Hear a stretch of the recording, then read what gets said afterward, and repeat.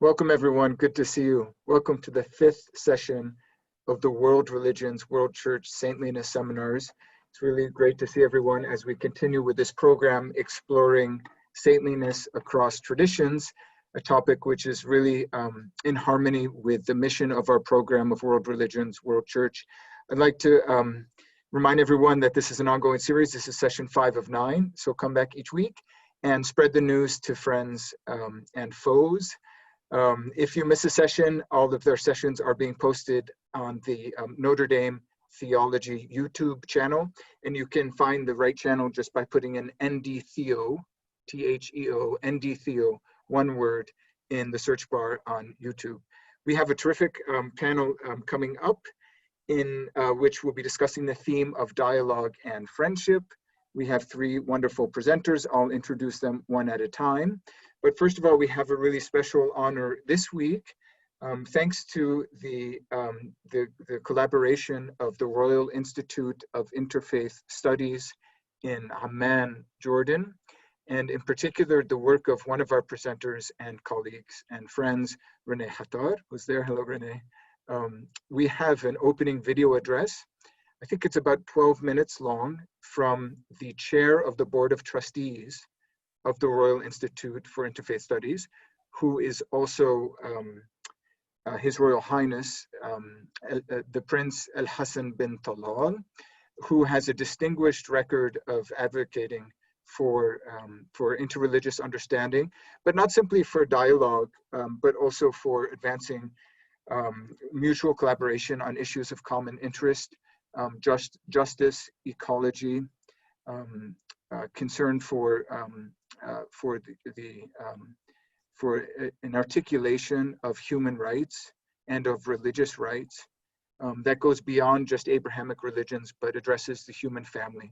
So he's been a really remarkable advocate, in some ways manifests the saintliness that we are studying in our different presentations.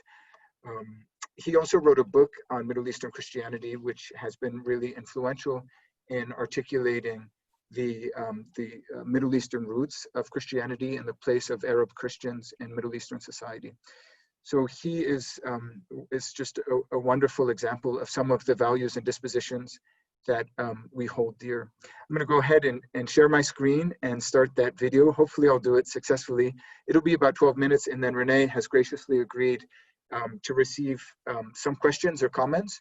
So this is going to be in all probably 16, 17 minutes at the opening, and then we'll go ahead and we'll turn to Professor Minlib for the opening presentation. I'll introduce him at that time. So here we go with my efforts to share my screen. Let me be sure that I do this in the right way.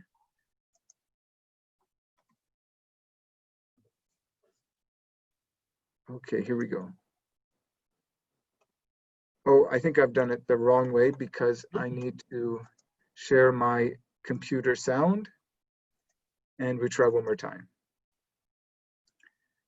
Okay, here we go.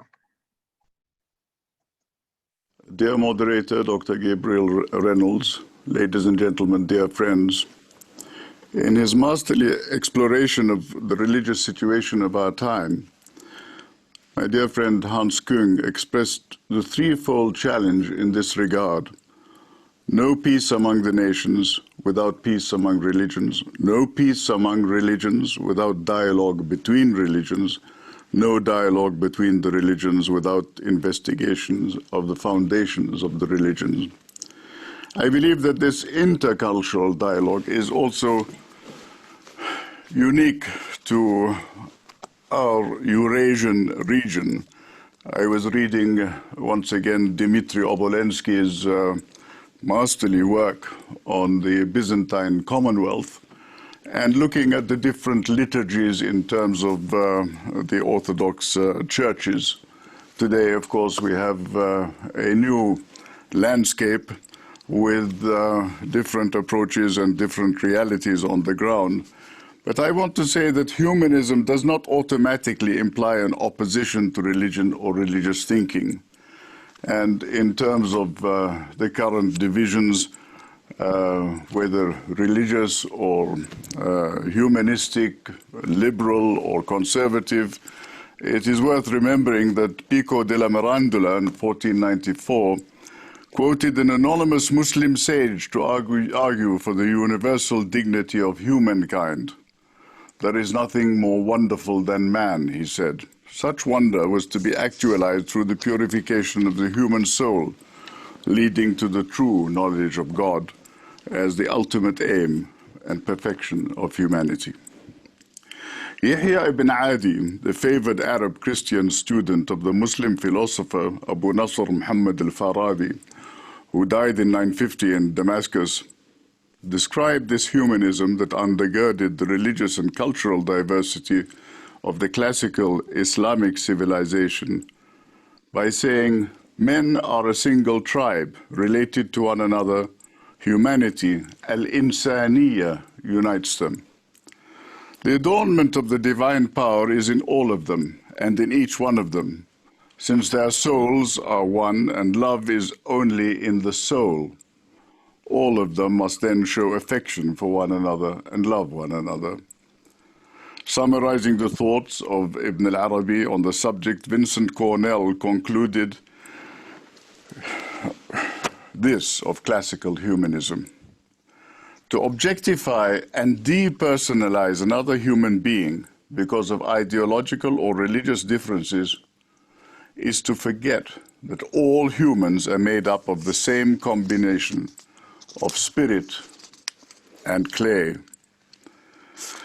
I wonder, in the current mood of discussion between Tantur and neighboring communities, not to mention the inspiration that Tantur gave me all those years ago with Père Tournay and the École Biblique and the Frère Blanc, the inspiration that I received from Father Ted Hesburgh, not only about the glories of American football in terms of the fighting Irish in Notre Dame, but also the concept of working together in these difficult times.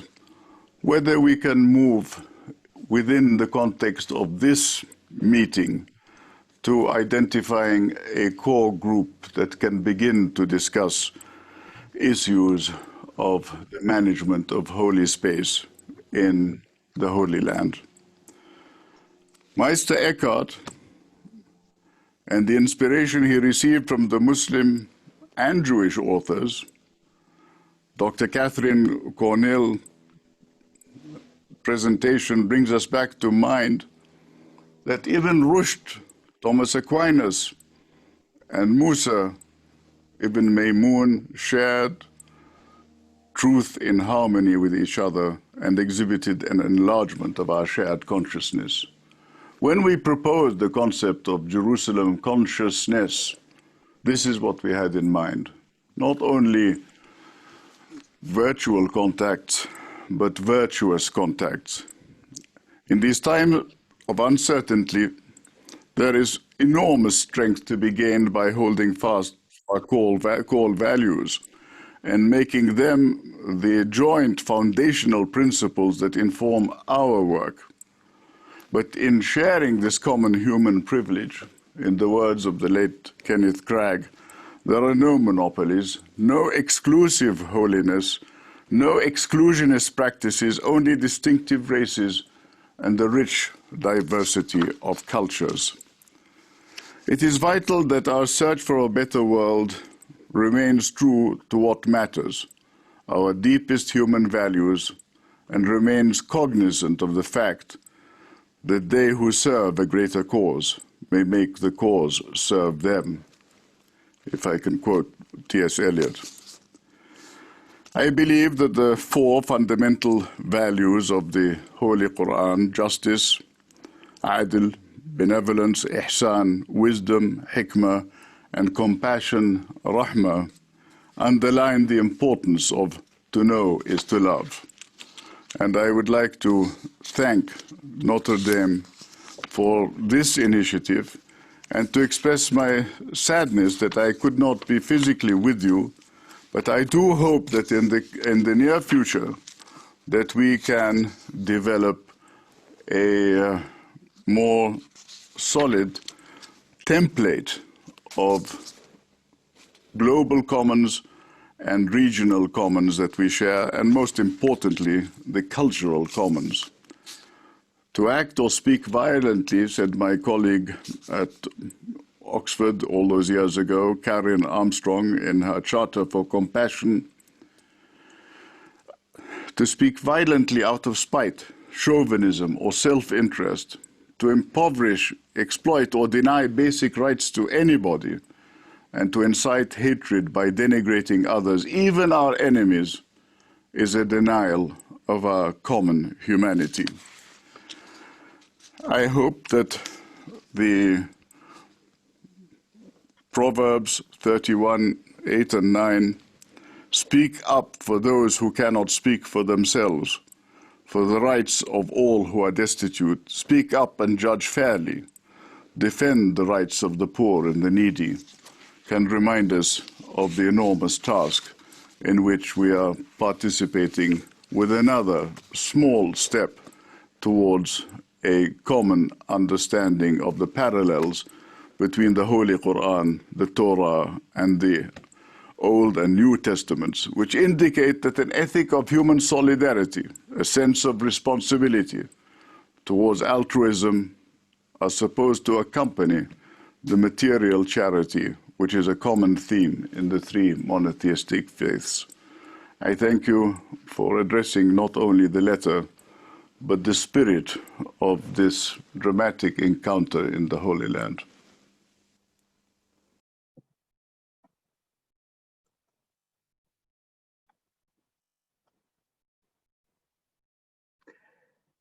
Renee, I wonder if we could turn to you to start a brief discussion. If you had any reflections on the message, or maybe if you wanted to share a little bit about the Royal Institute for Interfaith Studies. Would that be okay? I think if that's okay, Gabriel, maybe we'd listen to some of the reactions about the message, and then maybe we can proceed. Okay, so the floor is open, friends.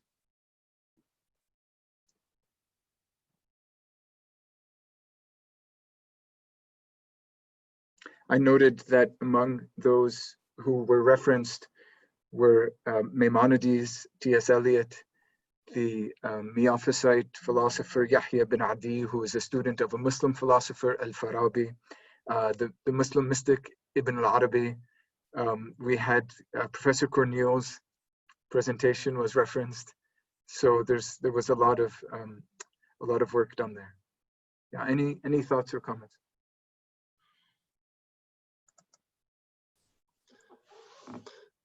I would just say I appreciated his graciousness and the way he linked a sacred site that's shared by three great religious traditions to the kind of common vision of sanctity that this conference seeks to consider, even if we want to interrogate it with the right kinds of critical tools. I gather from in some of the things that he said that it can be some ways easier to advance in a shared understanding of holiness by thinking about shared spaces than about even shared thinking first. In some ways, shared spaces and stories might be able to carry more capacity for a fruitful undertaking than beginning with doctrines or dogmas or principles of a first order sort.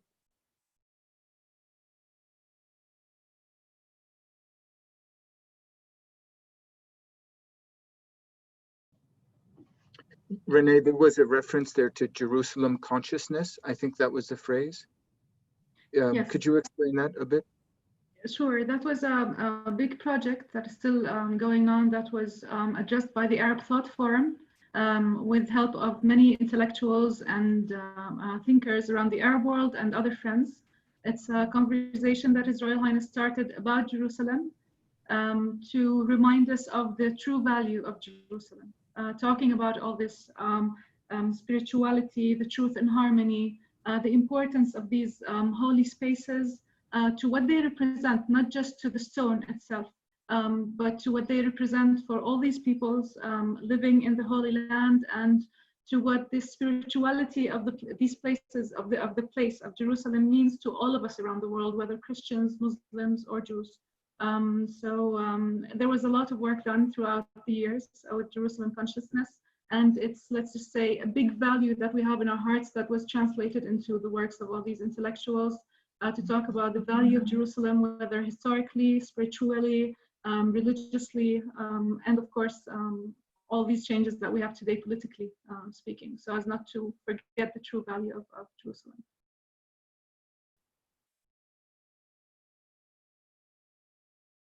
Stephanie?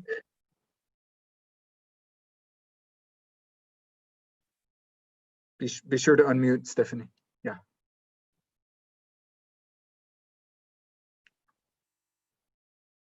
Excuse me. I appreciated so much the lovely way in which he said the soul and reason. And I also think that's one of the beauties of Tantor is people of different faiths studying in that library together. You know, it's a beautiful thing to be a part of, really. So I think it was nice the way he said that and brought Tantor into it as a place of study and unity of the soul. For those who may not know, Tantor is an ecumenical theological institute on a small hill in between Jerusalem and Bethlehem, founded through the inspiration of Pope Paul VI after he met the Patriarch of Constantinople, Athenagoras, in, I think, 1964, and they had a common vision for a place of prayer and study among Christian believers. Renee, it's about 2:50, so we should soon move on to our first talk. Do you have anything you'd like to add, or quick reflection? I think let's listen to the rest of the presentations, and I think we all interpret the same spirit, let's say, with the conversation that we're having and with the shared values that His Royal Highness calls for in order to have this intercultural dialogue between humans in order to reach that interfaith dialogue. Thank you. Thank you. Thank you. Beautiful. So we'll turn now to our first of 3 presentations on the theme of dialogue and friendship. And we'll begin with a presentation by Professor Minlib Dallh, who is a Dominican priest and the King Abdullah II, Ibn al-Hussein of Jordan Fellow for the study of love and religion at Regent's Park College at Oxford. He earned a doctorate at the University of Exeter in Islamic Studies and Christian-Muslim Relations, and has taught at Hartford Seminary, Loyola University, New Orleans, and the Candler School of Theology at Emory. His research focuses on comparative mysticism in Islam and Christianity, with special interest in love mysticism and the contribution of women mystics in both traditions. His book, which is related to the topic of his presentation today, is entitled A Sufi and a Friar, a mystical encounter of 2 men of God in the abode of Islam. It was published by SUNY Press in 2017. And in his current Love and Religion project, Minlib focuses on the mysticism of love in its medieval and modern forms. And he's working on a new book, which is a monograph entitled Female Mystics in Medieval and Early Modernity in Islam. The title of his presentation today is The Sanctity of Saints, the Hanbali al-Ansari, and the Friar de Beaurecueil. We'll have about 20 minutes as usual for the presentation, and then 6 to 8 minutes hopefully of discussion. So Minlib, please, thank you for being with us. Thank you. Can you hear me? Let's see. Is that work? Can you see my screen? No, not yet. We don't see your screen yet. Yeah, hit share screen at the bottom and then click on where your PowerPoint is. If you want to send it to me as an email attachment, I could put it up. Okay, hold on.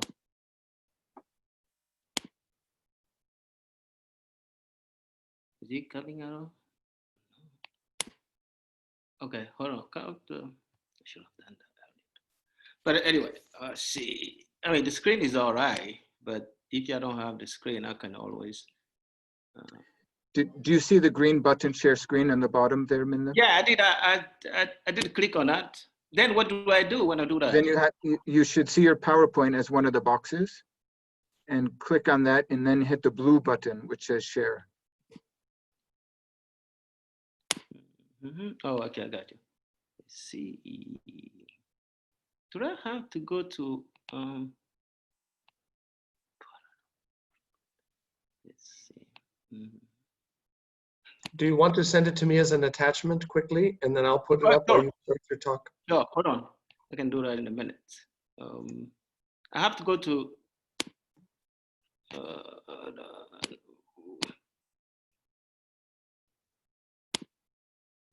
I send it to Gabriel. Can you do it? Because I have Gabriel on. Sure. Yeah, I can do it, of course. Yes. Okay, good. Sure. I'll take a minute.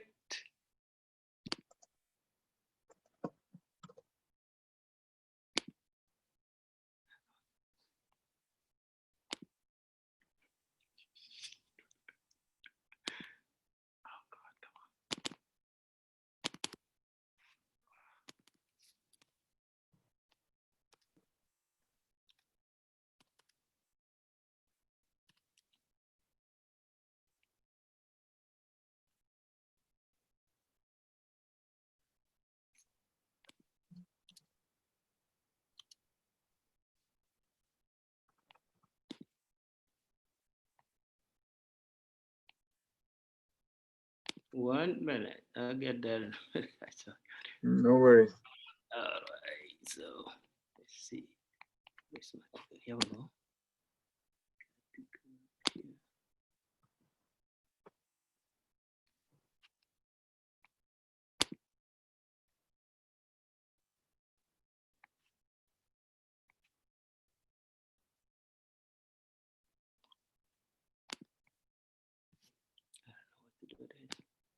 Or am I not? Hold on. What is it? I should have sent this long time ago. Can I start talking? I mean, I think if I don't get this done, I can always Please talk. start talking, and feel free to send it.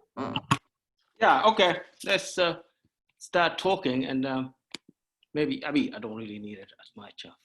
Anyway, so like Gabriel said, the paper is about the sanctity of the saint. And I thought about the Hanbali al-Ansari and the Dominican Friar Serge de Beaurecueil. All right, here we go. In a conversation recorded by Jacques Derrida, Emmanuel Levinas remarks, you know, people often speak of ethics to describe what I do. But what really interests me in the end is not ethics alone, but the holiness of the holy, or the sanctity of the saint.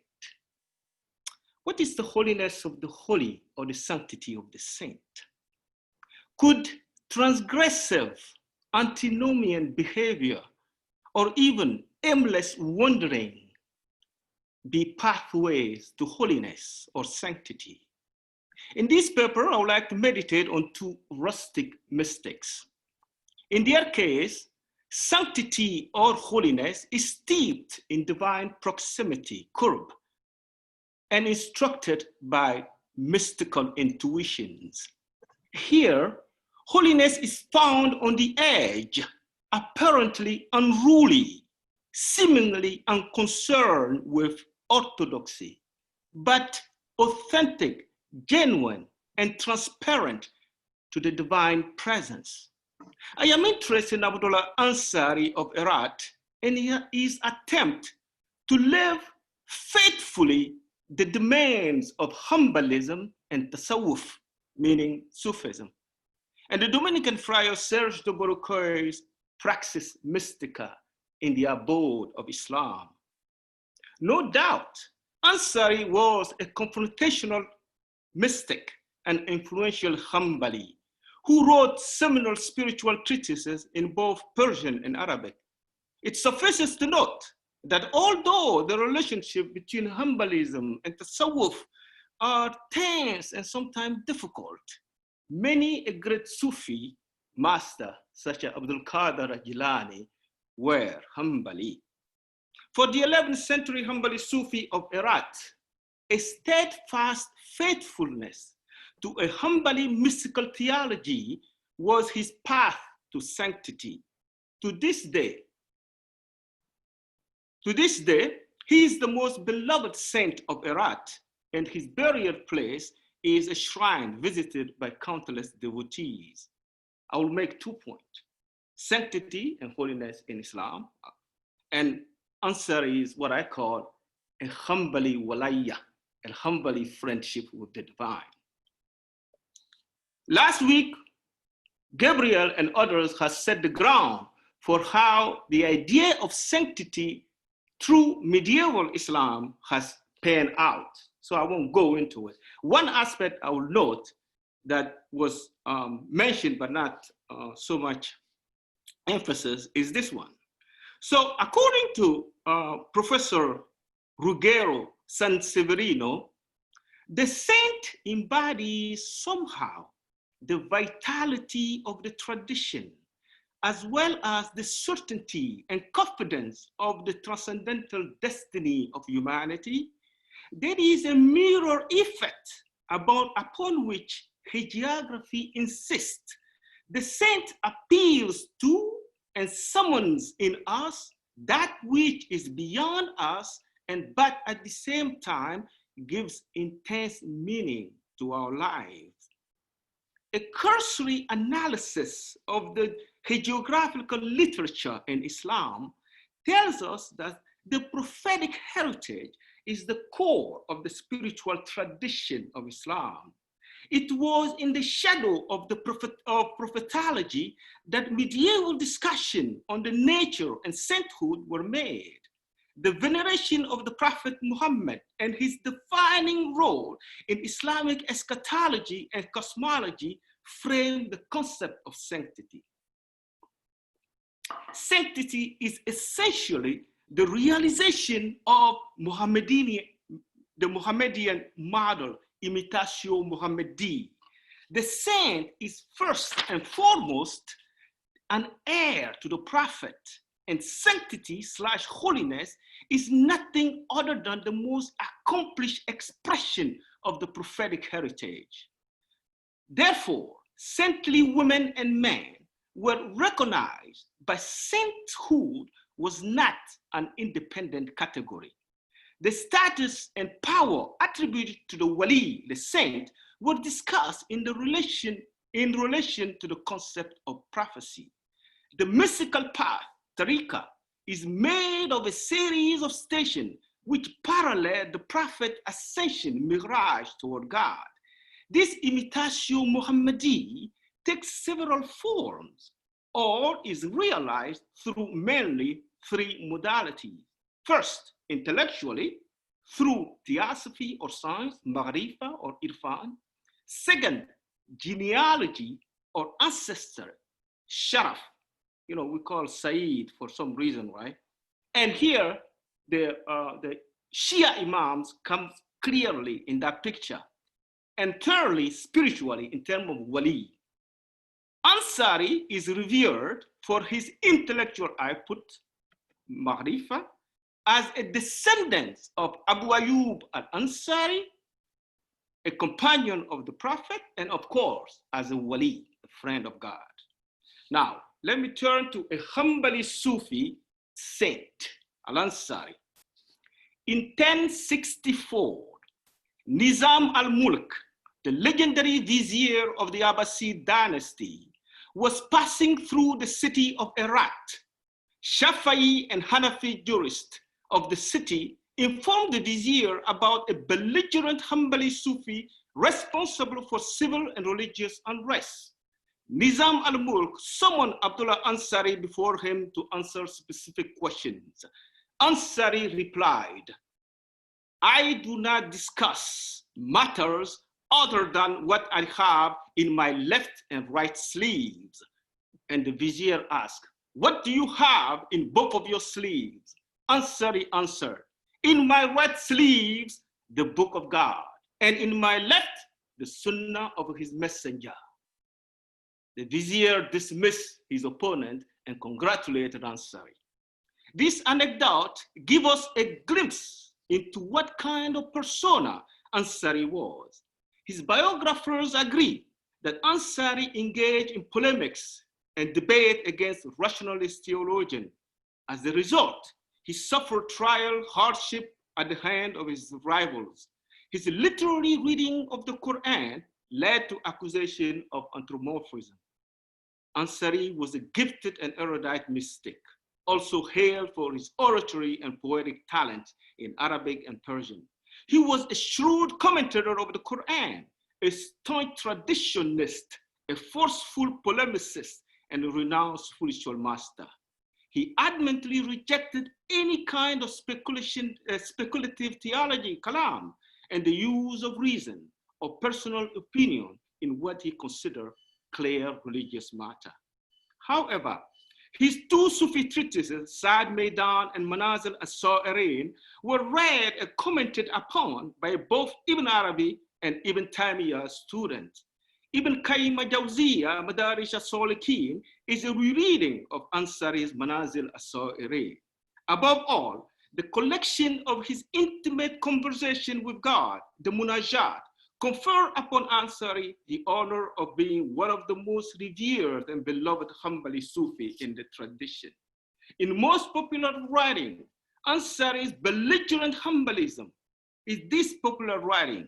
Ansari's belligerent Hanbalism is tamed by his mystical proclivities.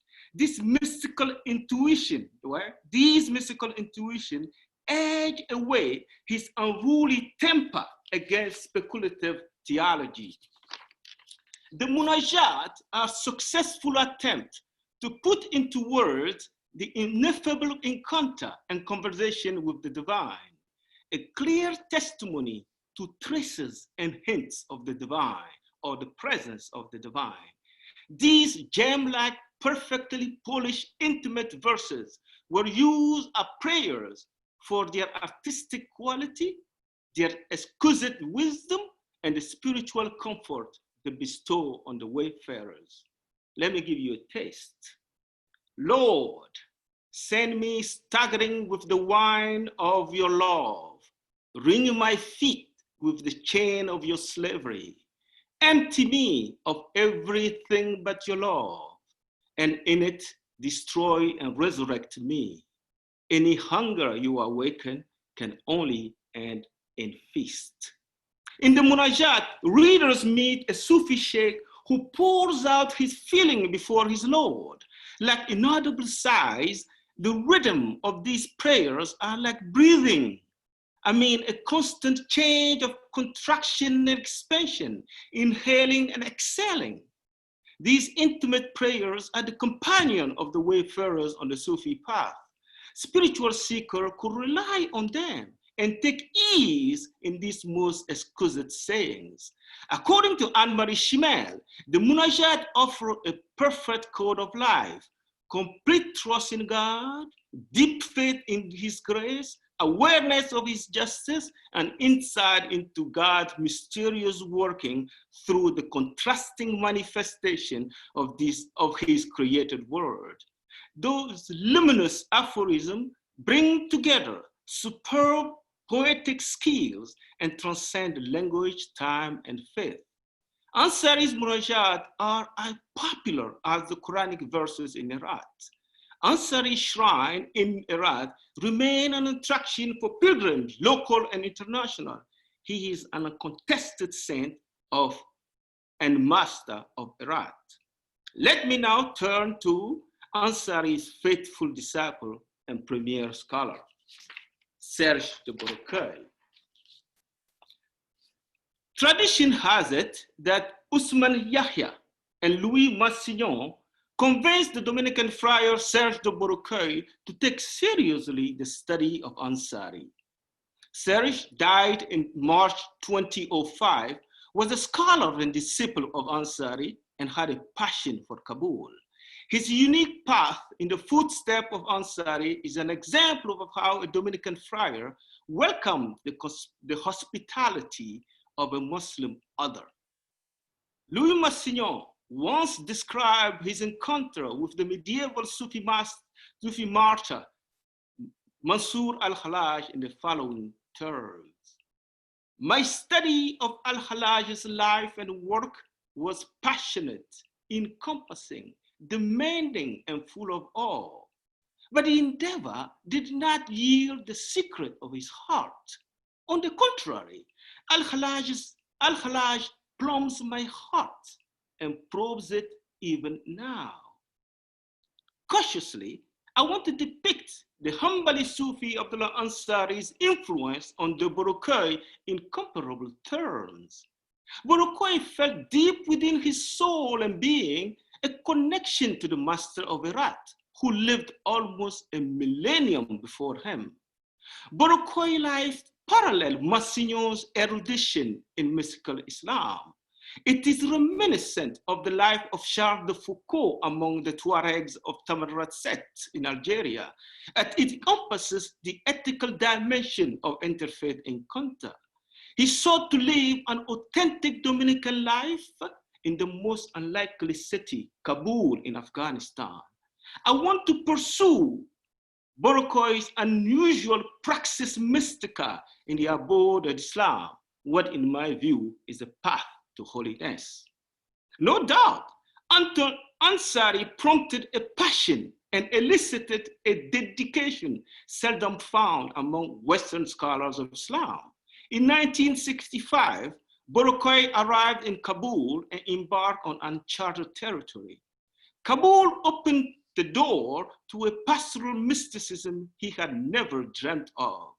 His decision led to a deepening of the mystical intuition. He became less and less concerned with an Orientalist scholarly work. Rather, he was more and more attuned to the praxis of a spiritual life, the day-to-day human encounter, and the praxis of everyday life, to borrow a line from Michel de Certeau. This unusual path seems strange to many Dominican friars and friends. In an article written in honor of Massignon, he explained, "Dear Louis Massignon, I'm no longer an Orientalist, just an elementary school teacher. First, I abandoned my research position at the faculty and then left my professorship to teach at a grammar school. Now I'm on the verge of becoming a primary school teacher. The scholar that you were might regret at first glance this strange downward mobility. However, the man of God, the prophet and servant would certainly understand this unusual path of mine. My journey is marked with broken steles, adamantly pointing to heaven." I am interested in Beaurecueil's spirituality or mystical theology, which is Catholic and Dominican in scope and dialogical in commitment. His entire adventure in the land of Ansari can be framed within Christian de Kock's arresting view of the reign of God. Christian de Kock writes, "The dominion of Christ points to Jesus of Nazareth, who shows in his life to relinquish hegemonic imagination and to assume the risk of a fragile justice and a discreet love. Jesus deemed this withdrawal from power and wealth more beneficial to the hoi polloi.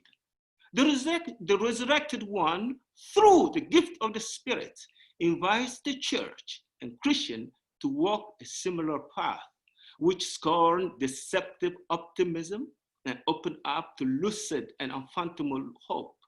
Such hope builds on faith, which overcomes doubt produced by corrupted and imperial vision of the reign of God."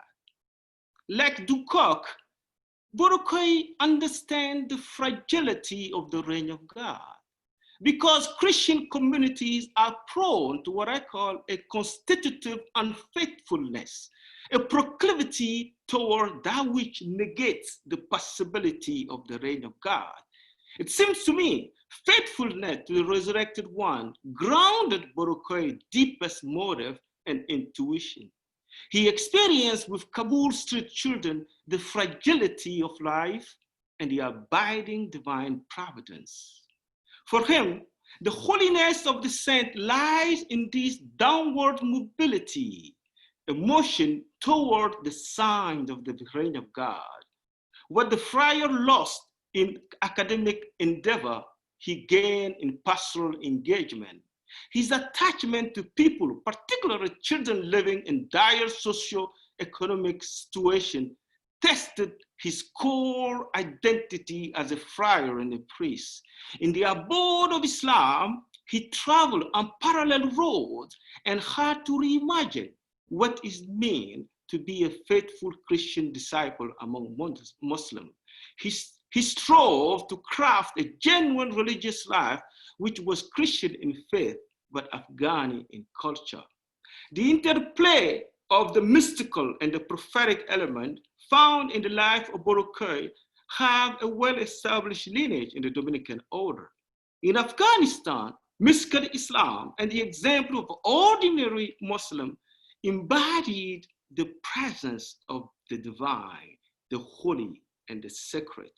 It was there that Islam and Muslim helped him deepen an evangelical sense of humanity and solidarity with the most vulnerable.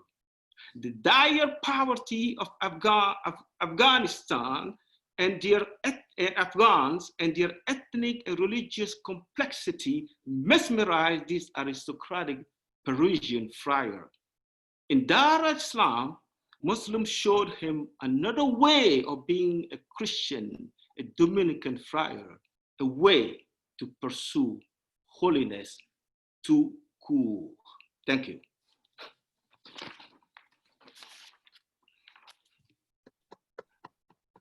Thank you so much, Minlib. That was not only rich in its analysis, but inspiring, I found. So, but the floor is open, friends. We have a couple of minutes for conversation.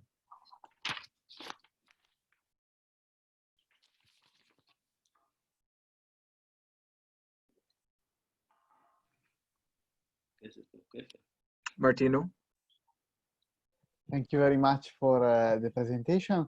I have encountered a figure of Serge de Beaurecueil working on his translation of the Psalms in a Quranic style, which he did before, I mean, when he was in Egypt. Yes. At the beginning, if I remember correctly from the book of Perennes about the biography, he was interested into Rumi. Yeah.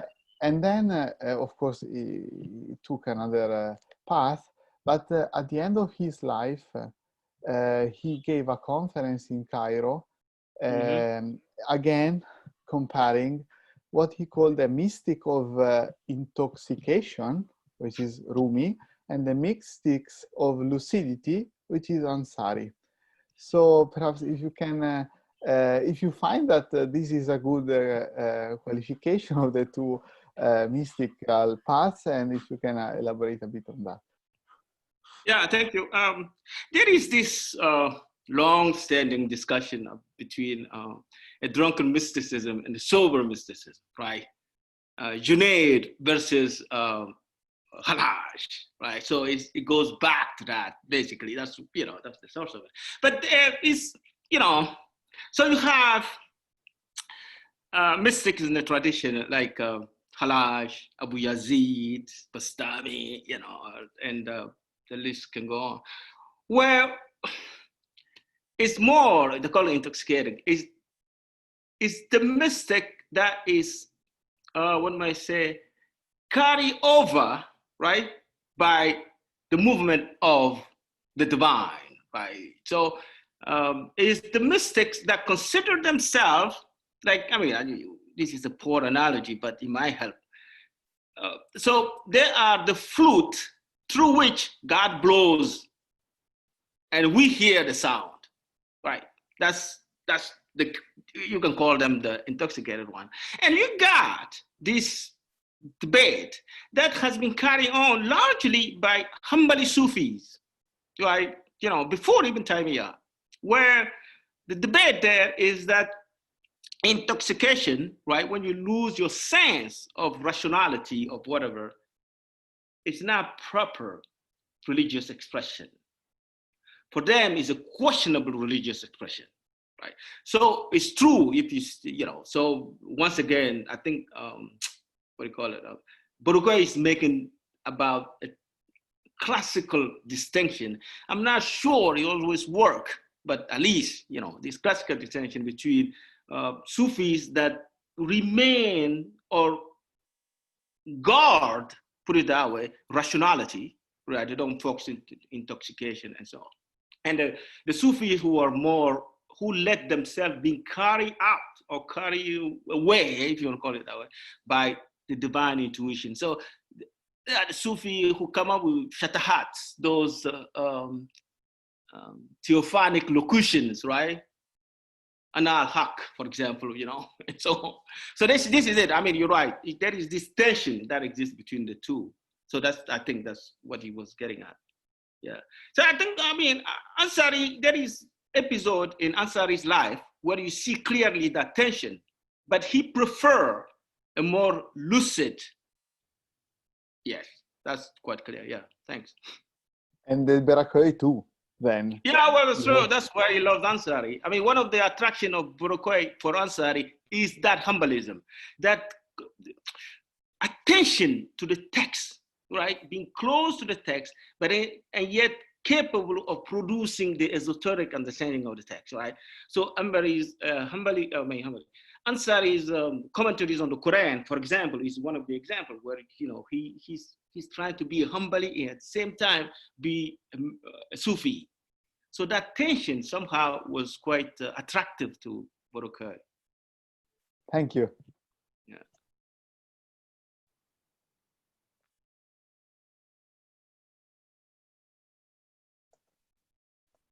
Well, maybe I'll ask a question myself. I have more than one, and I don't know if I'll be able to articulate it clearly and simply, but I was going to push a little bit further on or develop the idea that Martino was asking about. I think at the end, I mean, you allude to that Beaurecueil appreciated Ansari's attention to the text. But Ansari was also, I understand from your presentation, suspicious of rationalism. Absolutely. And rationalistic readings.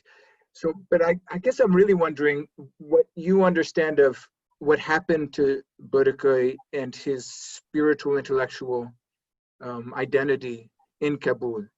I don't know, I can't articulate the question well, but could you just speak a little bit more about what happened to him, how he developed?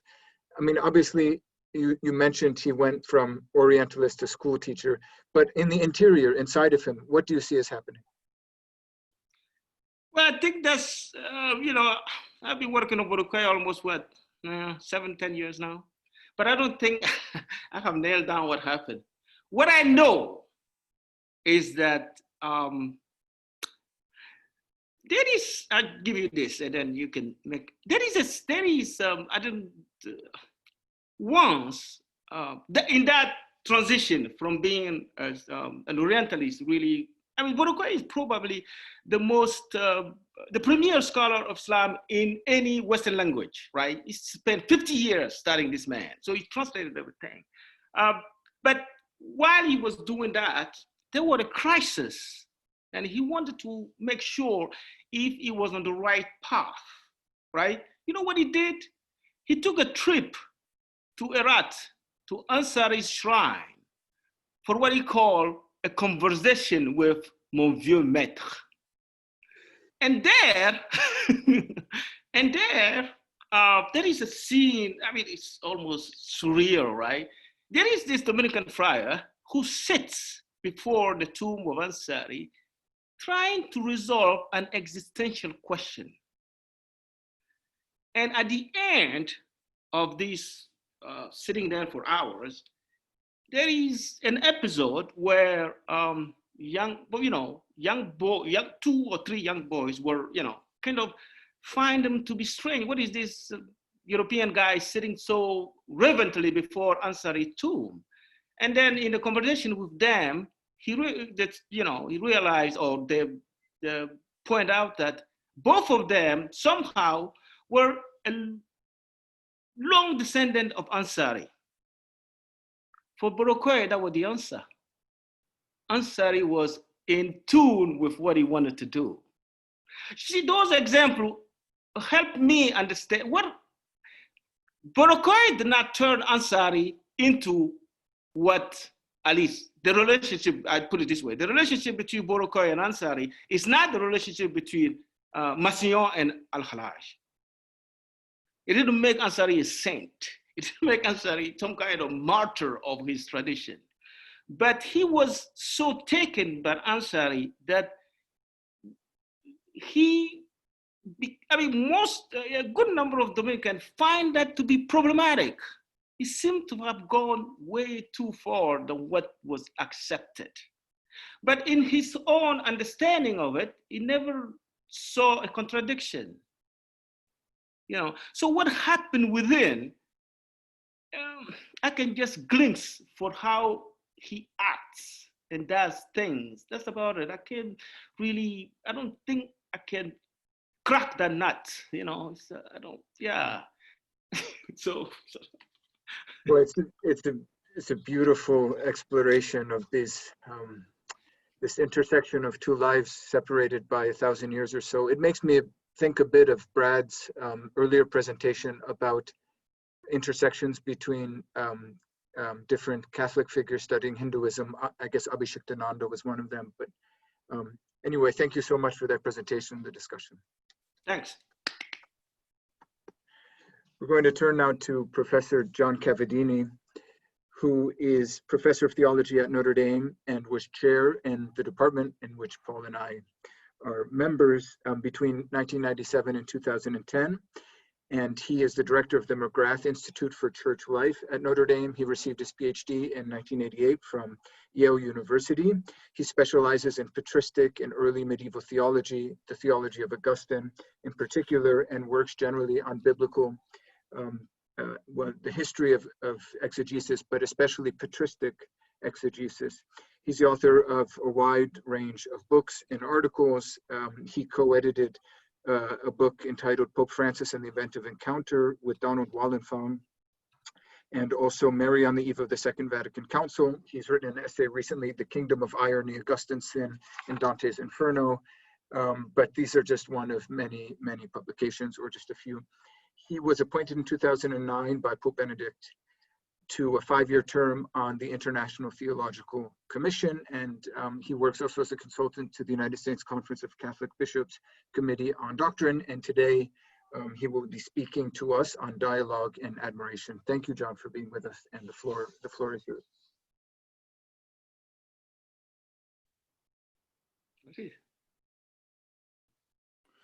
Thanks, Gabriel. Hi, everybody.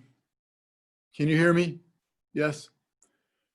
So thank you for that kind introduction. What Gabriel didn't mention is that I'm kind of an amateur at interreligious dialogue. And so I hope you can imply that from what he said. Receive what I have to say kind of in that spirit anyway. I'm offering it in that spirit. So what in Catholic terms might be the grounds for thinking about the saints as a potentially fruitful subject for interreligious dialogue? At first glance, it may seem unlikely because the saints, not just the idea of sanctity, but the men and women revered as exemplary, seem very particular and very particularly embedded in their own religious contexts. But then again, the same is true of the scriptures. And we have scriptural reading groups, scriptural reasoning groups, as loci of interreligious conversation. Why not mutatis mutandis hagiographical reasoning groups? I know that the word saint can be very closely associated with the Catholic way of thinking, but it also names a reality that clearly transcends a Catholic or even Christian context. All religions have beloved stories about beloved people, people who are beloved for their holiness, their exemplary adherence to religious ideals, uplifted for admiration and by admiration. Saints, because they are admirable, appeal to the imagination. And that appeal is not necessarily limited to co-religionists. In fact, it often isn't. St. Francis of Assisi has many non-Christian admirers. Eddie Hillemson has many non-Jewish admirers. And we've just heard about the Muslim mystics of love, admired beyond their tradition. These people aren't admired because they transcend their religion, but precisely admired as formed by their religion and interpreting it to anyone whose imagination they may catch. How would a Catholic talk about this?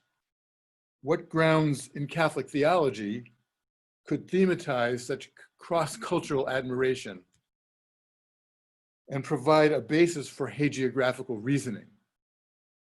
I'd like to offer three. These aren't systematic, and they aren't in any way prescriptive, but just to start thinking about where you might look in Catholic theology for grounds for a kind of hagiographical reasoning as a locus of interreligious conversation. The first one might seem very unlikely, but it's natural law.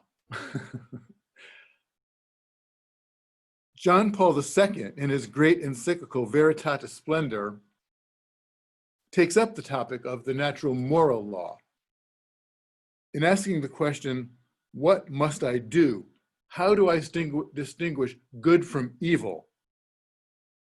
He says that the answer is only possible thanks to the splendor of truth, which shines forth deep within the human spirit.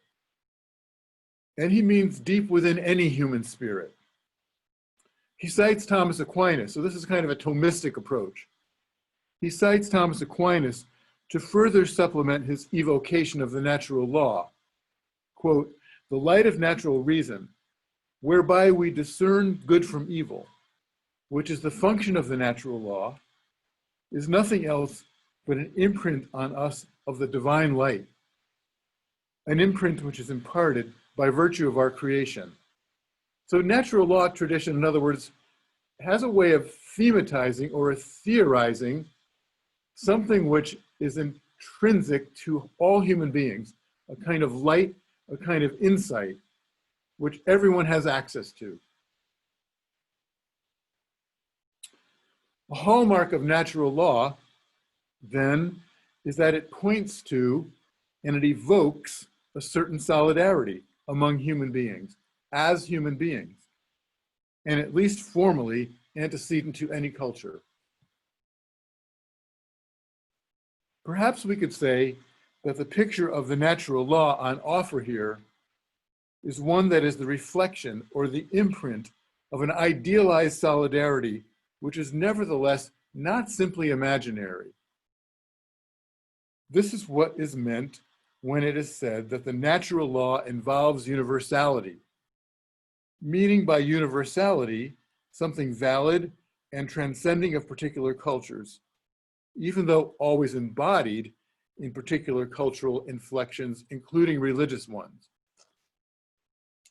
As John Paul puts it, evoking Thomas again, in order to perfect himself in his specific order, the person must do good and avoid evil, be concerned for the transmission and preservation of life, refine and develop the riches of the material world, cultivate social life, seek truth, practice good, and contemplate beauty. That's a quote. It would be hard to think of a culture or a religion that does not try to embody all of these goods in one way or another. It's important to note that the natural law, as John Paul II talks about it in Veritatis Splendor, has both positive and negative precepts. And these are morally binding upon all human beings.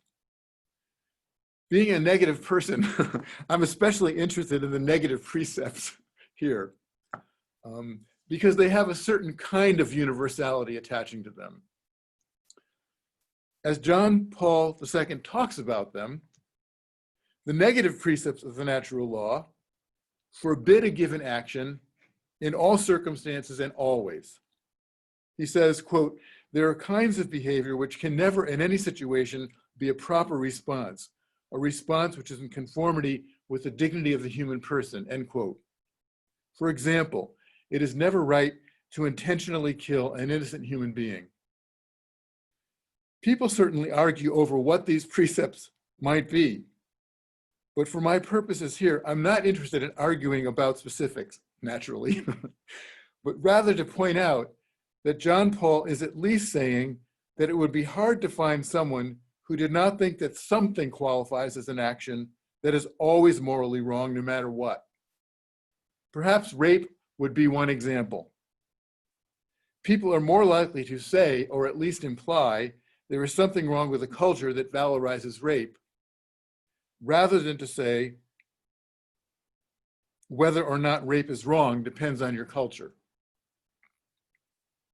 And even more to the point, it is possible to hinder someone from fulfilling the positive precepts of the moral law, but it is not possible to hinder someone from not doing certain things.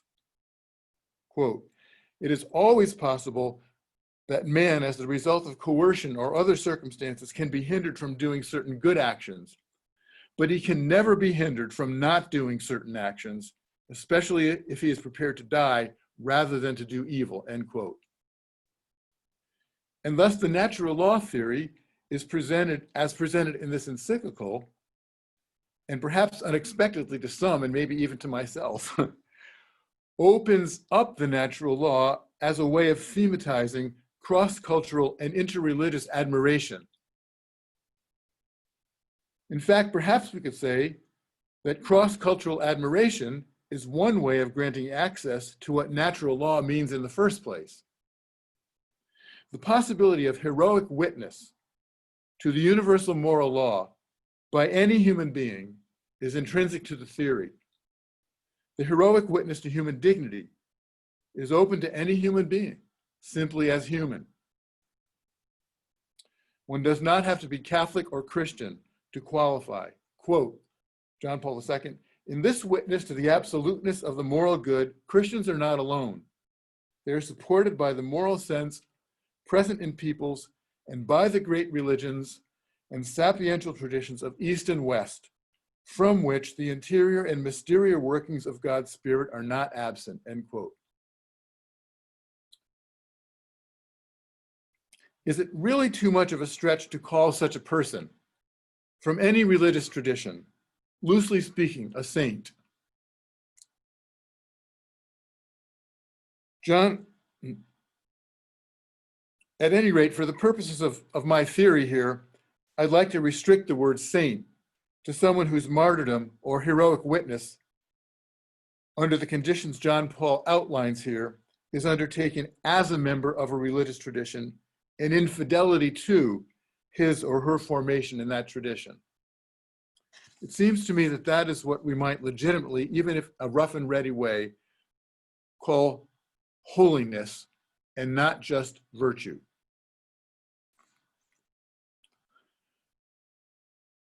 In invoking the word holiness, I'm not using the word to adjudicate holiness across religious traditions in a way that would make saints for anyone else, nor am I using the term to canonize anyone in the Catholic sense. I'm once again using the term because it is precise enough to invoke what natural law recognizes as the objective or public pursuit of goodness at a heroic level, when it is achieved in obedience or fidelity to one's religion. People whose lives are more or less defined by this pursuit of goodness at a heroic level can be and are found living or dead, and their appeal can transcend their own culture and religion. Stories of such people are often put forward in an exemplary way by religious traditions. And it can also be the case that people outside of that tradition have memories of their own to add. Conceivably, one could study such people together. Among other advantages of this approach, it has the advantage of not starting with doctrine, but with the imagination. To admire someone does not necessarily mean that I accept their religion as my own or that I have become a relativist. But it is hard not to think about a religion differently if I admire the heroic witness it inspired. Further, lives lived in and admired for their heroic virtue out of a commitment to religious teaching could be the best interpretations of religious doctrine possible, and thus a way to mutual understanding and respect, and even affection for another's religious belief. In one of his sermons, St. Augustine, after a brief explanation of the creed, tells his catechumens they should not write the creed down on paper, but rather on their hearts. The image of the heart inscribed with the creed is perhaps, among other things, the idea that the best interpretation of the creed, Christian doctrine, is a life lived in accordance with it. So moving on to a second kind of way of thematizing this, I'm going to move to the next pope, Benedict XVI. In his little book, Many Religions, One Covenant, the chapter on the dialogue of the religions takes up various possible modalities for interreligious dialogue. Ironically, Benedict XVI chooses an approach that seems diametrically opposed to John Paul II. If John Paul II is interested in a concept that's very broad, natural law, Benedict turns not to the natural law, but ironically to the most distinctive feature of Christian revelation, the incarnation, as a pivotal point for his reflection. I take this to be an Augustinian moment. I'm prone to seeing these everywhere, but I'll claim it here. Benedict notes a certain apophaticism attaching to the incarnation, another irony, despite the fact that it teaches that God becomes concrete, tangible in history. He goes on to explain that, quote, this very God, become graspable, is nevertheless utterly mysterious. The humiliation he himself has chosen, his kenosis, his self-emptying, is, in a new way, so to speak, the cloud of mystery in which he both conceals and reveals himself. This cloud of mystery is a clue for Benedict. The Word, which the incarnate and crucified one is, always far surpasses human words. Thus, God's self-emptying, his kenosis, is the place where religions can meet without claims of sovereignty, end quote.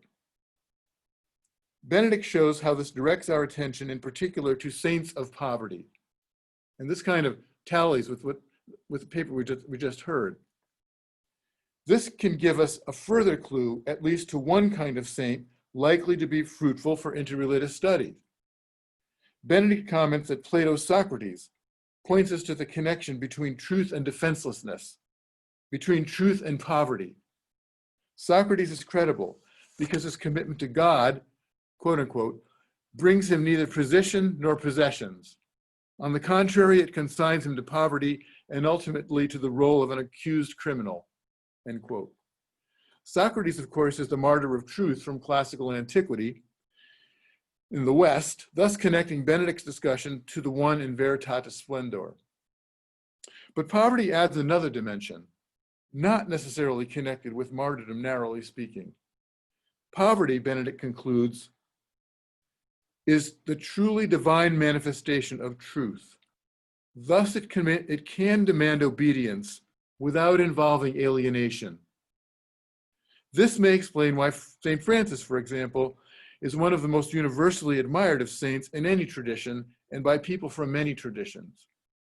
And perhaps why Mother Teresa of Calcutta got her own postage stamp. And last I knew, the US Post Office was not noticeably Catholic. And perhaps why the Chinese Catholic jurist and philosopher John Wu had a special admiration for the Taoist sage Chuang-Tzu, singling out with particular appreciation his voluntary poverty. Okay, finally, my third source for thematizing an interreligious study based on the saints comes from a modern philosophical tradition, that of existentialism, Gabriel Marcel, in his essay on belonging and disposability, offers a brief but beautiful phenomenology of admiration. Admiration is related to what Marcel calls disposability, meaning the ability of a person to place him or herself in an act of friendship or love at someone else's disposal. It comes from and also terminates in a situation which he calls belonging. Obviously, there are pathologies of disposability and belonging, and degrees of both the good sort and the pathological. But for Marcel, the attitude of disposability is best understood in its relation to three other existential stances: charity, hope, and admiration. He says disposability is realized not only in the act of charity, but also in hope, and I might add in admiration, whose enormous spiritual and even metaphysical significance is still not recognized, end quote. And I kind of want to call attention to that, because maybe in thinking about the saints as a place of interreligious dialogue, we can tap into this idea of admiration, untapped so far, he says. Commenting on the spiritual and metaphysical significance of admiration, Marcel notes that the function of admiration is to tear us away from ourselves and from the thoughts we have of ourselves.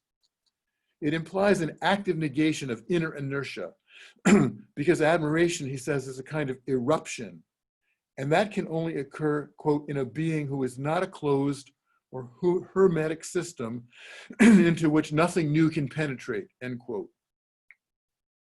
The refusal to admire is also significant, an indication of a closed mind or even jealousy. But admiration has the power to cause the subject to emerge from itself and to realize itself primarily in the gift of oneself and in the various forms of creativity. That's a quote. It is significant, too, that admiration is not generally caused by an antecedent act of reasoning or deliberation. It's not caused or coerced by force of logic or any other force, but rather it arises from a kind of global appeal to which one makes a global response. I would call that a global appeal to the imagination. The application of this idea to an interreligious study of the saints is obvious. Admiration creates a disposability in the person admiring to the person admired and to his or her other admirers. One which may be followed up by reason, but does not originate from it, and like faith, is not reducible to reason. Sorry, I lost my place. Interestingly, this addresses a situation that Marcel notes in another essay from the same book, On the Fringe of the Ecumenical. There he notes the curious fact that ecumenical and by extension interreligious doctrinal discussions can have a self-defeating dynamic, even when the doctrine in question is not stated polemically, but simply and clearly. He was noticing the way in which, at a Catholic and Protestant dialogue he had witnessed, the attempt to present a Catholic position in a way that eliminated ambiguity, an intrinsically responsible act, had an effect on the listener opposite to the one expected. It had the effect of intensifying their intransigence. Does this not confront us then with a real antinomy, he goes on to ask? What positive conclusion can we infer from this contradiction? For me, at any rate, the latter is embodied in the fact that any discussion, as I have noted, is probably harmful. For whoever professes a doctrine does not have it in his power to avoid the appearance of claiming to hold that doctrine as a privilege, end quote. I'm not citing this text to reinforce the claim that discussion of doctrine in these settings is necessarily harmful. Anyone who knows me would know that I'm not saying that. But rather to wonder if discussion of doctrine is always the best starting point. The Mahayana Buddhist doctrine of the Heart Sutra, that form is emptiness and emptiness is form, seems opaque to me, and I have struggled to understand it for years. But to learn the stories of the Bodhisattva of compassion moves me and makes me want to talk about them with those who venerate him or her, however you conceive of this person, and other Buddhist saints. The monks of Tiberine, now beatified, seem to me better starting subjects of study for Catholic Islamic dialogue than the doctrine of the Trinity, which has been debated since the earliest times of Islam. Anyone who knows me, like I said, will know that I am not advocating doctrinal illiteracy or a lack of clarity or any kind of relativism. To the contrary, still, here are some words from Pope Benedict again. What we need, however, is respect for the beliefs of others, the readiness to look for truth in what strikes us as strange or foreign, for such truth concerns us and can correct us and lead us farther along the path. What we need is the willingness to look behind the alien appearances and to look for the deeper truth hidden there. Quote, end quote. What is more likely, to conclude, to create the openness to look behind the alien appearances than that which makes a religion seem less alien, namely admiration, that is an eruption that affirms the recognition of the non-alien, of the common humanity, and reinterprets anew the dignity attaching to each person. What is more likely to create such openness than poverty and renunciation that is moving to behold across all cultural boundaries and religious borders? And far from making the doctrine irrelevant, the importance of it comes out. Form is emptiness, and emptiness is form.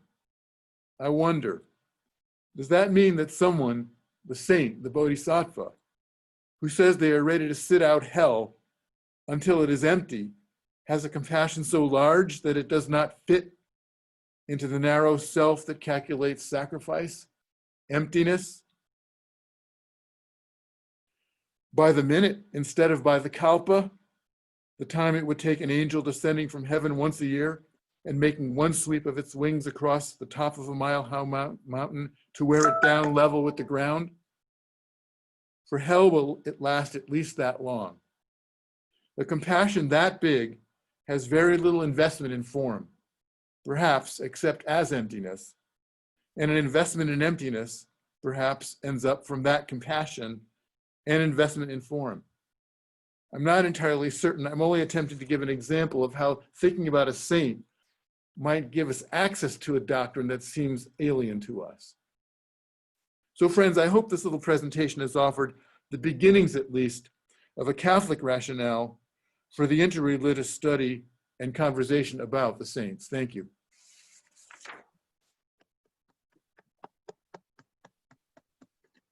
Thank you so much, John, for that beautiful reflection. The floor is open, friends. Just remember, I'm an amateur.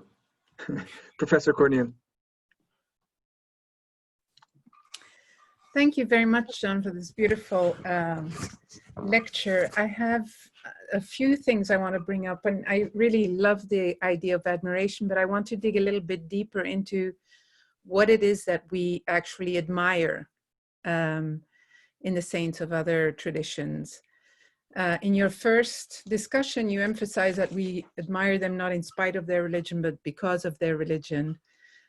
But if we look at, saints in terms of their ethical heroism and self-sacrifice, very often it's based on certain ethical teachings or doctrines that are contrary to one's own tradition. So isn't the aspect of admiration something that's very much tied to one's own tradition, in fact? And we're not likely to admire things that are very different from our own religious presuppositions, I think. So is admiration really something that gets us out of our own framework? I think is my question. Is it something that really recognizes the other as other and so forth? Or is it something that's, very much defined by one's own presuppositions? Yeah, that's a great question. Thank you. I guess I tried to put it this way, but I don't think I did it very successfully. I tried to say that the saint, at least that I'm talking about, is someone who that we have access to in some way. We admire them for heroic witness, maybe in fidelity to a religious tenet that we don't agree with. But I think that sort of the inside out of the way you're talking about it could be that that admiration helps us to have some kind of empathy or sympathy, or to imagine our way into another way of thinking, even if it's not ours. At least to regard it as maybe less alien than we thought it was. I'm not saying to strip it of its alienness, but it seems like if a particular religious belief contrary to our own empowers a kind of heroic witness that we can admire, even if it's a specifically religious practice. Someone who disciplines themselves in meditation, for example, sitting in a cave, I don't know. It could be that our imagination is sparked. So that's what I'm looking at, kind of an appeal to the imagination, which could be global and not just on the level of doctrinal agreement or disagreement, even in the face of doctrinal disagreement, could offer a way in, or at least a way for conversation, which is really all I'm actually stumping for. Like this could be the grounds for fruitful conversation anyway. Maybe that's a partial answer. I think we have time for one more quick question. Yes. Please. Yes, quickly, please. In Mauritius, there is a famous Spiritan missionary, Jacques Laval, who is widely admired. And Mauritius is not majority Christian. But because of what this guy did, I think they're waiting for his beatification. He has risen to the point where Hindus, Muslims, Christians, I mean, I've not been to Mauritius, but the story of Jacques Laval in Mauritius, anybody can Google it, is such that he has become a national possession. Because of there's something he evokes in terms of what John is talking about, in terms of admiration from everybody. Charity, care for the poor, for the sick, for everybody beyond borders, so to speak, and so on. So everybody reveres this guy as our saint. The Hindus talk of him as their holy man. The Muslims talk of him as a holy man. The Christians, of course, of all denominations talk of him, and he's become a national treasure, national possession. So might that be the kind of thing, John, you are talking about, in terms of the imagination, the admiration, coming, everybody looking at this person and being drawn to this person because it sparks something in their imagination?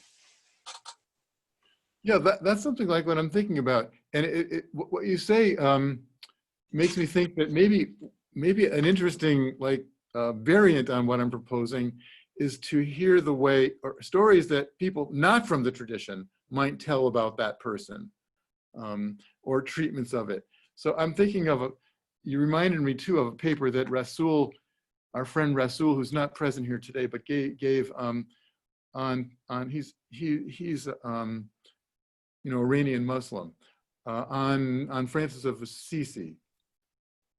And the paper, it just moved me because it struck me as so generous in a way. And there's an example of a figure, or so Rasul is writing about Francis, and he certainly doesn't agree with the doctrine of the incarnation, whereas Francis is so focused on it. But I learned something from listening to Rasul talk about Francis, but it also made me look at Rasul's religion differently, that conversation. There wasn't a theoretical resolution. I'm not necessarily claiming we're going to come to any grand deal, but there was a kind of I don't know, I felt more disposable in Gabrielle's terms than maybe I did before. So yeah, it's a good point, and it invites reflection on this sort of a variant too. Thank you. Thank you, Paulinus. Thank you again, John, for that presentation and for the discussion. We're so grateful for everyone who is still able to be with us. We're going a little bit longer than usual. I'm especially grateful to Renee. Thank you for your patience, Renee. And I think it's 10 p.m. now or about in Spain. Yeah. Yes, thank you for sticking with us and your patience and your graciousness in being the final presenter. So if you can stay around, I know other people might have obligations, but if you can stay around, please do. If for any reason you need to go now or later, all of the presentations will be available on our YouTube channel. But we'll be really grateful if you can stick with us. I'm sure Renee will appreciate it as well. Renee is the head of the International Studies Programs and Projects at the Royal Institute for Interfaith Studies that we've spoken about at the very beginning of this session in Amman, Jordan. She holds a PhD in Peace Studies from the University of Granada in Spain, where she specialized on music and peace. Before that, she studied at the University of Jordan. She's worked as coordinator of the Middle East Department at the International Center for the Study of Christian Orient in Granada. And she taught Arabic language and culture at the Institute of Theology, Lumen Gentium, which is affiliated to the Faculty of Theology at the San Damaso Ecclesiastical University in Spain. She served as consultant of interfaith relations for the Spanish Episcopal Conference from 2012 to 2016. And she's the author of a number of articles, including Music and Interfaith Dialogue, Christian Influences in Arabic Islamic Music, and Sharing is Caring, Vocal Music and Arab Identity in the Middle East. And today, Dr. Hattar will be speaking on Muslim-Christian relations, a Middle Eastern perspective. Thank you, Renee, for being here. Thank you, Gabriel. I'm just going to share my PowerPoint presentation, so I hope you can see my screen. Looks good. Okay.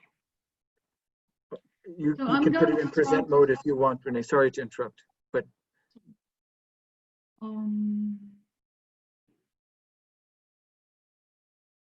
okay. Perfect. I'm going to talk about Muslim-Christian relations, which started with the first encounters centuries ago.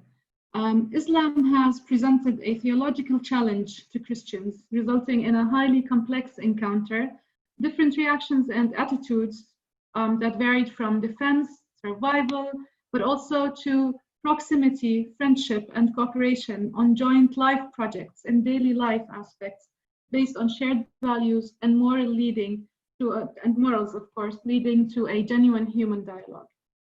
In this presentation, I will speak of Muslim-Christian relations, concentrating on the closeness of Christianity and Islam, which started in the East, in the cradle of both religions, mainly in the Levant or the Fertile Crescent region. And I will focus on the perception of religion and spirituality to talk about religious harmony. Bishop Philip Huggins perceives religious harmony as the fruit of a living and thriving friendship based on a common humanity, goodwill, and shared projects that build understanding and harmony. So in order to talk about this relationship or these Islamic Christian relations, it is very important to talk about the context and conditions in the region where Oriental Christianity first met Islam. These lands witnessed the birth of Judaism, Christianity, and Islam, and had a long coexistence that has allowed them to experience conflicts, wars, confrontations, and disagreements, but also many moments of peace, friendship, shared living, and mainly exchange of experiences throughout centuries, which originate from shared background in history, shared geography and nature, including the desert, the morals of the deserts, and the same rules. The experience, particularly of Christians living within the Muslim world, has varied and witnessed so many different realities prior to Islam. There are many examples of harmonious, fruitful exchanges, as well as conflicts. But here I would like to mention the situation before Islam. For instance, if we compare the situation of the Ghassanids who lived and fought under the Christian Rome, with the Lakhmids, other Christian tribes who fought for Persia. They were both fighting each other, although they were from the same religion, but they had no choice. And while the Ghassanids professed and practiced their faith freely, the Lakhmids did not declare their Christianity. It got to a point where they wouldn't even baptize the kings, unlike the women of the tribes who have been characterized by devotion. That is why the arrival of Islam was not always characterized by rejection, like many authors would like to cite it. So if we start to talk about what Muslims and Christians have in common in that region and in the culture, we start by the Arabic language and culture, of course. So religion in the region plays an important role in the culture, and the Arabic culture has many religious elements. There's a close relationship between identity and religion in the region. The religious dimension is part of the core of the Arab societies in these areas. It constitutes a very important part of their culture and identity. And Arab culture has many influences from both Islam and Christianity. And those who belong to that culture use common vocabulary in addition to sharing common customs and traditions. There are many cultural manifestations that are lived in the area, and they are lived in a very natural way, while being clear about the importance of each one's religious identity. Just to give an example of these manifestations, if we view some of the expressions used in the Arabic language, most often the Arab Christians are asked whether we use the same terminology as Inshallah, Alhamdulillah, Bismillah, which is very common, of course.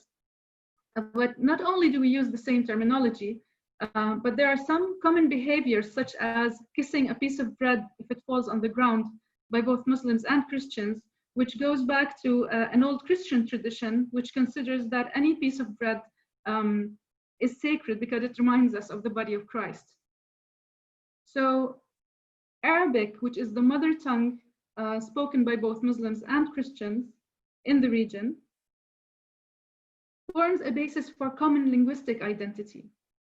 For Muslims, the importance of Arabic comes from it being the language of revelation, not just the mother tongue of Muslims. But for Christians, who it's often a subject to discuss whether there are Arab Christians or Arab-speaking Christians. Coming from Jordan, I assure you that Arab Christians are very proud of that identity of being Arab. Let's say. So the two groups, the Arab Christians or the Arabic-speaking Christians, nowadays are speaking Arabic as a mother language anyways. And Arabic is pre-Islamic for them.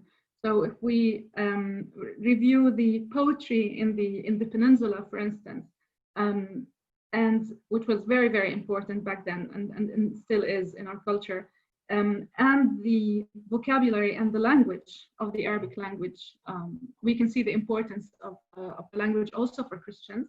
In literature, there are many Christian Arab poets, writers, and philosophers who have been an essential part of the Arab culture from pre-Islamic times until after Islam, of course. So Arabic has been an important factor for believers of both religions, as it reflects their common culture, customs, and values. If we talk about sciences and the exchange of thought, the contacts that the peoples of the region had with Babylonian, Egyptian, Greco-Roman, and Indo-Persian civilizations prior to Islam and after Islam gave rise to many influences and exchanges of ideas and sounds. The development of Arab culture has been shared by Muslims and Arabs and Christians, and by Jews in all these areas throughout history. So the role of Christians, Jews, and other religions like Sabaeans, Mandaeans in the Arab culture and heritage has been very clear. For instance, if we talk about the translations which were done by the Christians from the Greek into Syriac, and from Syriac later on into Arabic language have greatly affected this movement of knowledge within the Arab world. And of course, the great knowledge that has been transmitted in Islamic times from Christian teachers and translators to Muslim thinkers was also repeated, let's say, in a circle in Al-Andalus, for instance, where Muslim philosophers and scholars also transmitted knowledge to Christians in the West. And I think His Royal Highness mentioned that when spoke of Al-Farabi, for instance, and his disciple Yahya bin Adi. So this takes us to friendship, where Christians and Muslims shared and are still sharing a life with all its aspects, social, political, religious, where they work together, study together, travel together, and face the common challenges of life together, all of which created close and genuine friendships manifested in different aspects of life. So on the value of genuine friendship, friends are considered as gifts because they help us to have new projects in a learning environment where we can share our joys and sorrows as a family and rest in each other's company where there is love. The fifth element that I can speak about, and there's where I want to give examples in order to connect to the subject of saintlyhood. I would like to talk about spirituality. Prayer is our way of connecting with a divine supreme power. For both Christians and Muslims, prayer is the bridge that relates us to God. Through prayers, people seek to unite with Him, feel His love and mercy, and ask for His justice and forgiveness. Through spirituality, we seek a more intimate connection of our relationship with God, a contemplative prayer that gives us an inner tranquility, moving away from the violence of the personal and social environment and reaching a greater closeness to God, far from individualism or materialism of the world, or maybe it's human need to connect to beauty. The spirituality is manifested through prayers and compositions of mystic Christian and Muslim saints or awliya who describe the relationship with people as a reflection of the relationship between them and God as the ultimate and eternal love. The spiritual encounter with the divine, creating an inner peace and harmony, was interpreted by many mystics in texts representing prayers, hymns, or poems, which were also chanted in the churches by Christians and in different majalis by the Sufis. A human encounter that takes place with the other when reciting these hymns or prayers together. This spiritual encounter can be transmitted from the individual level to the social level, leading a society to reconciliation. There is a relationship between inner peace and harmony. This relationship can be transmitted from the individual level to the social level through our way of relating to the other, where different groups can reach social tranquility and harmony, leading the society to peace. And here we talk about peace as a social harmony, which is also understood as a relationship between social groups characterized by high levels of harmony and agreement and low levels of violent conflict.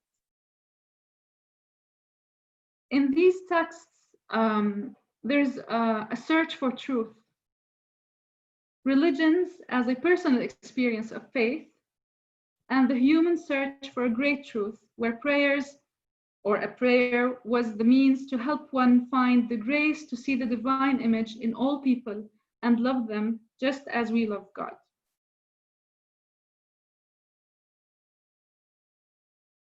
So in my studies, I gathered many chants and many texts from both the Sufi tradition and the different Christian churches. And I studied how these texts, or which terminology the texts used to define God, peace, and love, which were the synonyms. So if we take a look at all these, all the terminology that has been used, we see many common terminology in Arabic that explain how both Christians and Muslims, especially in the mystic texts, perceived God as the great light, the unconcerned, the living, the creator, the guide, the mercy, the faith, the forgiveness, the consent, the blessing, the salvation. All of these are common denominations of God. So if we talk about the language, we see so many common expressions. And if we talk about the shared influences, we also see similar forms of expressions. As an example, I chose two texts, one by Rabi'a al-Adawiyya and one by Saint John of the Cross. The text of Rabi'a says, I have two ways of loving you. I have two ways of loving you, a selfish one and another way that is worthy of you. In my selfish love, I remember you and you alone. In that other love, you lift the veil and let me feast my eyes on your living face. I am not to be thanked for neither one of them, but it is you to be thanked for both. Saint John of the Cross expresses the divine love almost in a very similar way. He says, "O living flame of love that tenderly wounds my soul in its deepest center, since now you are not oppressive, now consummate, if it be your will, tear through the veil of this sweet encounter." So what is shared in these two texts between Rabi'a al-Adawiyya and Saint John of the Cross, we can see the same shared elements when we talk about divine love, deep love, eternal love, but also this encounter with God where they both talk about this veil and this moment of the encounter. And it's very curious because studying the two texts, I was reading about how Rabi'a, a Muslim mystic, in many texts and many scholars was influenced by the Christian monks and mystics in Ethiopia and Mecca back then. And Saint John of the Cross in Spain, in Avila, was influenced by Rabi'a's texts and spirituality of divine love, together with other saints in Spain who were also talking about how they moved from loneliness to the encounter with God, and then again from the encounter to loneliness, which was accompanied by God. And they also talk about the levels of divine love. So just to finish about this chant, Saint John of the Cross was addressing the Holy Spirit in this text. So both texts were dealing with a deep mystical experience of divine love. The lover is held in the ecstatic embrace of God's love. And in conclusion, I would like to say that Christian and Islamic spiritual texts offer us an important example of mutual influences and points of convergence for peaceful relation, dialogue, and affinity. On the one hand, the history of religions and influences in the region, which witnessed an exchange of ideas between the Arab culture and other different cultures for centuries, gave rise to a richness that nurtured both religious traditions. And on the other hand, the shared terminology of values of peace, love, mercy, and joy, among others, recognized by both Christianity and Islam as attributes to God, can offer us a basis for interfaith dialogue and the future of peaceful relations. Thank you.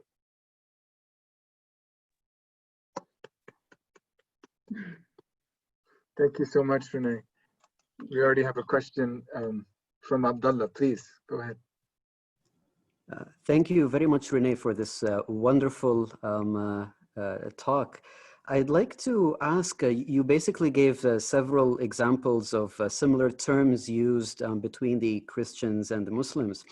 I was wondering, there is an Arabic term which is often used by Muslims, often used by the Quran, and also often used by the Arab Christians. But it seems to me, for some reason, it has not gone into dialogue with one another. And I'd like to know what you think about it. It's the term like for example in the Quran where it says the term mubashiran, like a person who gives the good news. And it's actually the same term for the gospel, right? The bishara, the good news. And I was wondering if there has ever been any kind of interaction between the Muslims and the Arab Christians using that term. I'm sorry, I lost the final part because I think we got disconnected for a while. Oh, sorry. So I was wondering if the term like mubashir or bishara has ever been in dialogue between the Arab Christians and the Arab Muslims. I think it really depends on the context of the conversation. If we are referring to tabshir or mubashir as a way of evangelization, which is always, understood very negatively, because nobody wants you to call them to change their religion, that is where you get the conflict. But in the day-to-day life, when you talk about the good news or even names of people like Bishara, Bashar, like, hey, tell me a good news. Everybody uses that, both Christians and Muslims. When you tell them, like, do you have any good news for me? Like, Bashar, do you have news? So we use the exact same term, the exact same, origin, just don't use it in the term of evangelization, let's say. Yes, Paulinus, please. Thanks, Renee. I come from Nigeria, which is as you know, somebody says is the greatest Islamo-Christian country in the world in terms of population. Now, the use of terms can be a problem. You are talking about shared terms and shared whatever. Pentecostals, many Pentecostals in Nigeria are contesting the use of Allah to describe the same thing they talk about when they talk about God in Jesus Christ. And this is not, in some circles, this is quite a big thing. I mean, people are free to use the term, but many Pentecostals, Catholics, not that much. They have already kind of Christianized it, whatever you mean by that.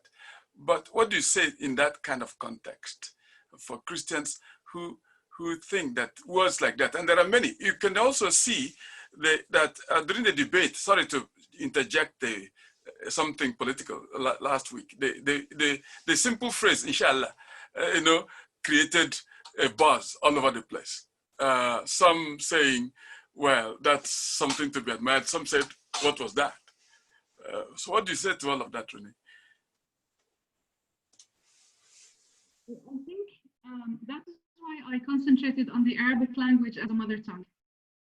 Christians in any country of the Middle East never stop at that, and Muslims would never tell them, for instance, why not to use that term or to use that term, because as we say, Arabic is pre-Islamic. It took so much importance after Islam because of the written text. But how we understand the terms, do we use Allah in church, for instance? We have so many synonyms, as I mentioned, like we can say Rabb, we can say so many other words, but that does not prohibit us from saying the word Allah or any other term. So it has to do with your deep understanding of the language, the deep roots of the language in other Semitic languages as well, like Hebrew, Aramaic, and Syriac. That is why I think that Oriental Christians are truly a bridge between all these cultures because of their heritage with all these languages. Because that's where you can explain the genuine meaning of both religions when it comes to Arabic language, when it comes to the traces of Aramaic, of Greek in the language, which is really, I think, a very important topic.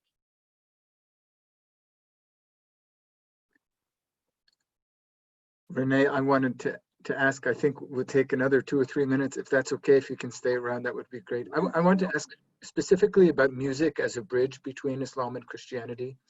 And I mean, you alluded to hymns in church and some of the common language with Quran and presumably in other nasheeds and things that Muslims will use to praise God.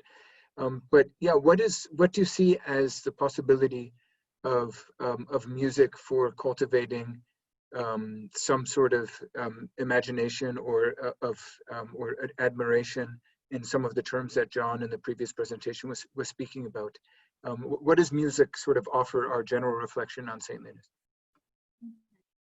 I work on sacred music in general of all the Christian churches and with Sufi music or other, let's say, Islamic music, and we do it either with joint choirs or generally speaking when we play music together.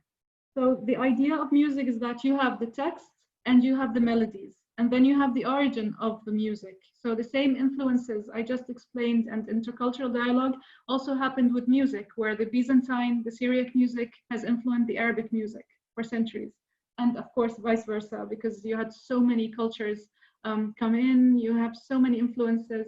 So the melodies are so attractive. The admiration comes from the melodies. They are so oriental, they are so close. The mystic texts, that's why we also make a difference between the sacred texts and the religious texts. Any text can be religious, but not all texts are sacred, done by these saints or by these mystic people who were also praying in order to compose these texts. They are also a revelation for many of them, especially in the case of Christian texts. We compare the icons, painting the icons and writing the hymns the same way, because it's also a composition that is inspired by the Holy Spirit.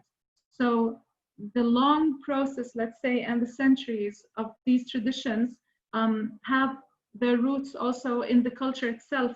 Martino was talking in his presentation about Al-Khadr, St. George, and I was telling him that it's amazing when you compare, because I didn't have enough time today, but maybe in the paper I will mention, for instance, the chants that evoke rain in the East. You have Sufi chants talking about that to praise God and ask for the rain. You have the Christian chants, and then you have the local traditional chants who are inspired in both. So you can see the exact same chant with the same melody changed just a little bit by both Christians and Muslims to talk about their saint or the priest of the church, or to talk about the owner of the land or the wali of that region with the exact same song. So this closeness, this affinity that we have through the music is so precious and rich, that can be used because you can apply the theories of dialogue on the theories of music and vice versa. Thank you. So you talk about beauty, you talk about love, you talk about shared values, but in a very genuine way, because you're obliged to listen to the other. It's a win-win situation because it's a joint project. If I don't listen carefully to you, and if you don't listen carefully to me, we might lose the melody and the harmony. So if it's harmonious between us, then the whole project works, because then you have the audience that is going to listen to you, let's say. Beautiful. Any last quick thought, friends?